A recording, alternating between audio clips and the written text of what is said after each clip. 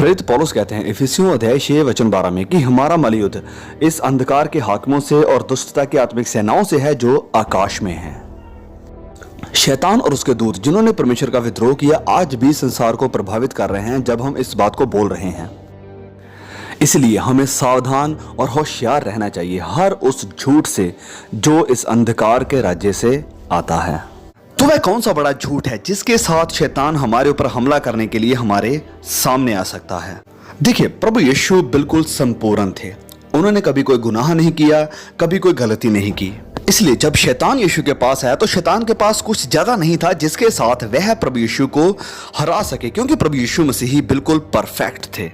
लेकिन हम तो अक्सर गलतियां करते हैं, हम तो पाप करते हैं, हम ऐसे कार्य करते हैं जिनके ऊपर बाद में हमें गिल्टी फील होती है। और इसलिए जब शैतान हमारे सामने आएगा तो आपको क्या लगता है कि वह किस चीज के साथ हमारे ऊपर हमला करेगा? आपने शायद अंदाजा लगा लिया होगा, हमारी गलतियां, हमारे गुनाह और हमारी कमियां, यही तो वह करता है।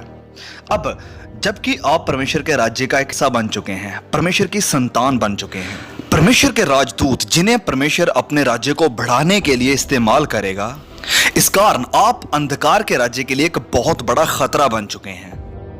जब आप अंधकार से जग उठे, जब आपने सच्चाई को जान लिया, जब आपने रोशनी को देख लिया, अब आप शैतान के राज्य को गिराने के लिए तैयार हैं और आप दूसरों को भी तैयार करेंगे।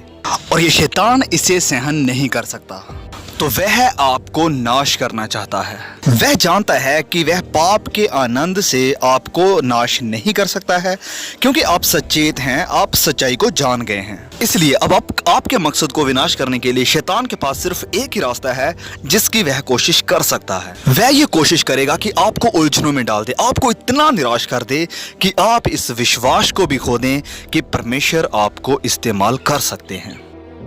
तो मैं कहना चाहता हूं कि शैतान का सबसे बड़ा झूठ जिसके साथ वह आपके सामने आएगा वह यह है कि आप तो इतने अच्छे नहीं हैं कि परमेश्वर आपको इस्तेमाल करे। वह आपके अंदर यह भावना डाल सकता है कि परमेश्वर तो आपसे हार गए हैं, और आपके मकसद को खत्म करने का यह सबसे बड़ा झूठ है अगर आप इसे मान लेते हैं तो। देखिए क्या होता है, आप कभी कभी हो सकता है गलतियां करें, पाप करें, गुनाह में गिर जाएं, क्योंकि हम इंसान हैं। तो अगर आप ऐसा करते हैं तो आपके अंदर पवित्र आत्मा है जिससे आपको अच्छा नहीं लगेगा, आप गिल्टी फील करेंगे। अब अगर शैतान आपको नीचे गिराना चाहता है तो वह ऐसी बातें आपके सामने लेकर आएगा। वह आएगा और कहेगा, हे अपने आप की तरफ देखो, आपने गुनाह किया है, तुम परमेश्वर के बच्चे नहीं हो सकते, तुम तो उसकी दया के भी लायक नहीं हो, तुम तो स्वर्ग में भी नहीं जा पाओगे, तुम तो कुछ नहीं हो, बेकार हो। तुम्हें क्या लगता है तुम मसीही बन सकते हो? कभी नहीं, छोड़ो इसे, तुम तो मसीही के जैसे भी नहीं बन सकते हो। अपने आप की तरफ देखो, कितने समय से आपने प्रार्थना भी नहीं की है, फिर से तुमने गुनाह कर दिया है, अब क्या फिर से जाके माफी मांगोगे? छोड़ो ये सब और परमेश्वर को भूल जाओ।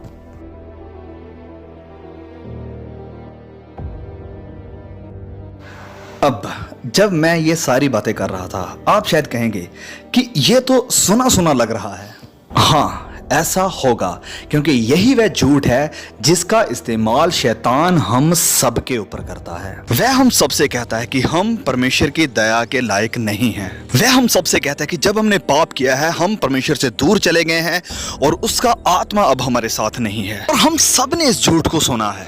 तो जब आप ऐसे विचारों को सुनते हैं तो ध्यान रखें कि ये विचार परमेश्वर की ओर से नहीं है और ना ही ये विचार आपकी ओर से हैं। ये ऐसे विचार और झूठ सिर्फ उस दुष्ट की ओर से है।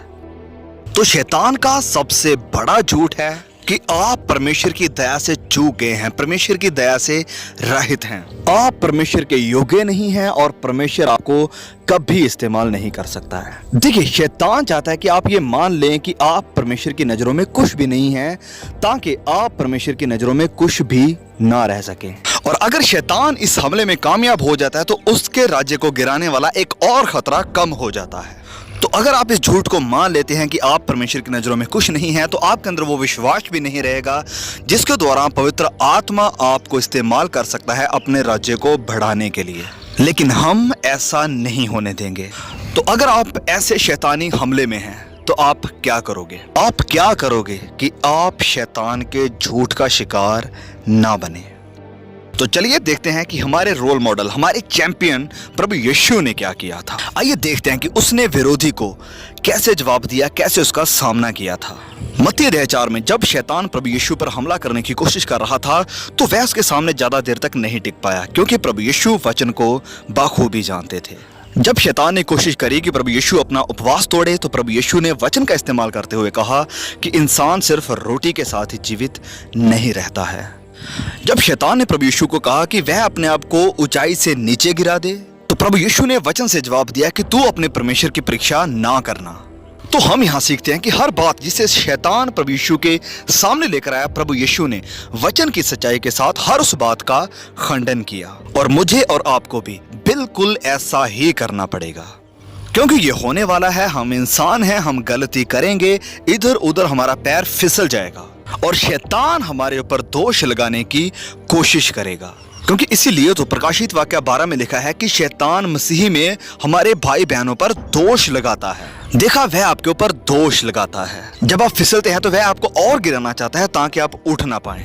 तो मसीही जीवन के अपने सफर में जब आप फिसलते हैं, पाप करते हैं और गलती कर जाते हैं, तो मैं ये नहीं कह रहा हूं कि अगर, मैं कह रहा हूं जब आप, मतलब कि आप जरूर गिरेंगे, आपसे गलतियां होंगी, लेकिन शैतान को मौका मत दो। वह आपको कहेगा कि आप परमेश्वर के लायक नहीं हैं, परमेश्वर आपसे प्यार नहीं करता है। तो इस सिचुएशन में आपका भी जवाब प्रभु यीशु के जैसे परमेश्वर का वचन हो। तो जब विरोधी आपसे कहता है कि परमेश्वर तो आपसे प्यार नहीं करता है, तो आप उसे कहिए कि कौन हमको मसीही के प्यार से अलग करेगा, जो हमारे प्रभु मसीही यीशु में है। जब शैतान आपसे कहता है कि अब तो आपके पास कोई रास्ता नहीं है कि आप स्वर्ग जा पाए, आपने तो फिर से गुनाह किया है, तो आप उसे कहिए कि यदि हम कहें कि हम में कुछ भी पाप नहीं तो अपने आप को धोखा देते हैं और हम में सत्य नहीं। यदि हम अपने पापों को मान लें तो वह हमारे पापों को क्षमा करने और हमें सब अधर्म से शुद्ध करने में विश्वास योग्य और धर्मी है। और इस समय अब शैतान शायद आपको और भी परेशान करे और कहे कि आप इसलिए बार बार पाप कर रहे हैं क्योंकि पवित्र आत्मा आपके अंदर नहीं है और परमेश्वर ने आपको छोड़ दिया है। और इस दोष का जवाब आप इस वचन से दे सकते हैं कि आप परमेश्वर पिता के भविष्य ज्ञान के अनुसार आत्मा के पवित्र करने के द्वारा आज्ञा मानने और यीशु मसीह के लहू के छिड़के जाने के लिए चुने गए हैं। यह वचन महत्वपूर्ण है, मीनिंगफुल है, बहुत सारे कारणों के कारण। सबसे पहला, क्योंकि सबसे पहले यह वचन कहता है कि आप चुने गए हैं परमेश्वर के भविष्य ज्ञान के अनुसार, जिसका मतलब है कि आपके जन्म लेने से पहले, इस संसार कायनात को बनाने से पहले परमेश्वर ने आपको चुन लिया था कि आप उसे स्वीकार करें, कि उसके पवित्र आत्मा के द्वारा आप पवित्र किए जाएं। और पवित्र करने का मतलब है कि आप अलग किए गए हैं, पाक किए गए हैं, जिसका मतलब है कि परमेश्वर ने सृष्टि के आरंभ से ही आपको चुन लिया था कि आप उसके आत्मा को स्वीकार करें और पवित्र बने, जिसका मतलब है कि आप अलग होने के लिए बुलाए गए हैं।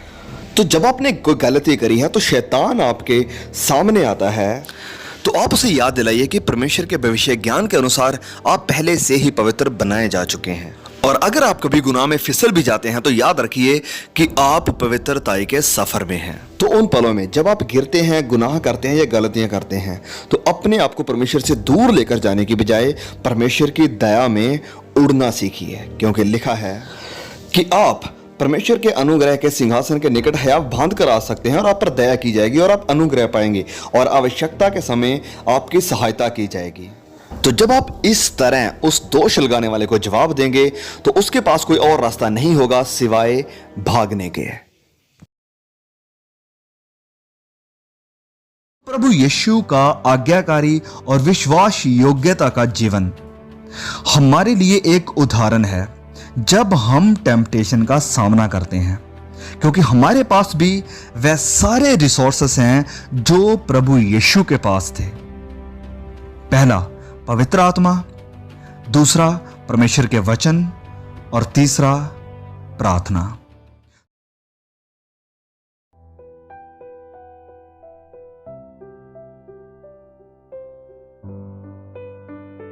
तो आप देख रहे हैं कि यह सचमुच कितना महत्वपूर्ण विषय है, क्योंकि मैं जानता हूं बहुत से ऐसे लोग हैं जो फिसल जाते हैं, गुनाह करते हैं, गलतियां करते हैं और संदेह करते हैं कि क्या सच में उनके अंदर पवित्र आत्मा है। ये वह लोग नहीं है जो पाप से भरा हुआ जीवन गुजारते हैं, वरन ये वह लोग हैं जो परमेश्वर की इच्छा पर चलना चाहते हैं, और जब कभी वह गुनाह करते गिर जाते हैं और फिर वह शर्मिंदा होते हैं, चिंतित होते हैं, फिक्र करते हैं और सोचते हैं कि क्या सच में मेरे अंदर पवित्र आत्मा है कि नहीं है। और आप जिस वीडियो को देख रहे हैं, हो सकता है आप भी इन्हीं में से कोई एक हो कि क्या परमेश्वर ने मुझे छोड़ दिया है, क्या अब मैं उसे खुश कर सकता हूं। तो अगर आप सोच रहे हैं कि क्या आपके अंदर पवित्र आत्मा है, और अगर आप इस बात को लेकर चिंता में हैं कि आपने फिर गुनाह किया, हो सकता है आप स्वर्ग ना जा पाएं, तो मैं आपसे कहना चाहता हूं कि अगर आप इस बात को लेकर चिंता में हैं या आपके अंदर यह सवाल है, तो मैं आपको बताना चाहता हूं मेरे भाई मेरी बहन कि हाँ पवित्र आत्मा अभी भी आपके अंदर काम कर रहा है। अब मैं ये सब कैसे जानता हूं? क्योंकि अगर पवित्र आत्मा ने आपको छोड़ दिया है तो आप अपने गुनाहों को लेकर कभी भी चिंता में नहीं होंगे, आपको इस बात की फिक्र ही नहीं होगी। अगर पवित्र आत्मा ने आपको छोड़ दिया होता तो आप कहेंगे कि प्रभु यीशु को छोड़ो, आप फिर से क्लब में जाएंगे, बुरे लोगों की संगति में बैठेंगे, नशा करना शुरू कर देंगे और आप ऐसा जीवन जिएंगे और आपको बुरा भी नहीं लगेगा। तो जब आप गुनाह करते हैं और अगर आप दुखी होते हैं, परेशान होते हैं, फिक्रमंद होते हैं, तो इसका यह साफ सबूत है कि पवित्र आत्मा आपके अंदर है, जो अंदर से आपको कन्विक्ट कर रहा है, आपको मोल्ड कर रहा है, आपको प्रभु यीशु मसीह के जैसे बना रहा है। तो याद रखिए, इस जिंदगी में यह मुश्किल है क्योंकि हमारे पास एक शरीर है जो बुराई की तरफ भागता है और हम ऐसे एक संसार में रहते हैं जो गुनाह के साथ भरा हुआ है। लेकिन परमेश्वर जानते हैं, वह हमारे संघर्ष को भी जानते हैं, इसीलिए प्रभु यीशु को संपूर्ण जीवन जीना पड़ा और आपके लिए सलीब पर कुर्बान होना पड़ा, ताकि आपको अपने पवित्र लहू से कवर कर सके। और जब परमेश्वर आपको आपके बुरे वक्त में देखे तो वह आपको नहीं वरन प्रभु यीशु की धार्मिकता को देख सके, क्योंकि वह जानता था कि आपको इसकी जरूरत है। क्योंकि अगर आप खुद संपूर्ण हो सकते तो आपको एक संपूर्ण उद्धारकर्ता की जरूरत नहीं थी। तो हाँ, मैं जानता हूं कि हम दुखी होते हैं जब हम परमेश्वर को दुखी करते हैं, यह हम सबके साथ होता है। तो मेरे दोस्त, हिम्मत ना हारें, क्योंकि पवित्रताई का सफर एक लाइफ लॉन्ग प्रक्रिया है प्रभु यीशु के जैसा बनने के लिए।